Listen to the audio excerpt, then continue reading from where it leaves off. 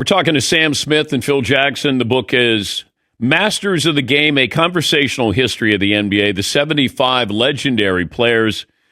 So was there somebody that you wanted to include that you didn't? We used the NBA's top 75. And, no offense, but I thought there were too many. But it was 75 years. They had to go in 75. Sort of the controversial, if it would be named, was Dwight Howard. But he's a Hall of Famer. People look at it as a negative when you say, well, he wasn't deserving of being the Hall of Fame, a top 75. And I thought some of the 75, Damian Lillard, no offense, I didn't think he was a top 75 player. I think there was some recency bias in the list, but I had to get to 75.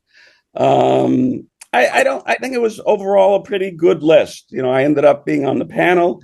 I know Phil doesn't like to select rank people, and we didn't rank people in this. And I think that's another thing that's different. It's not the debate who's number one, who's number two.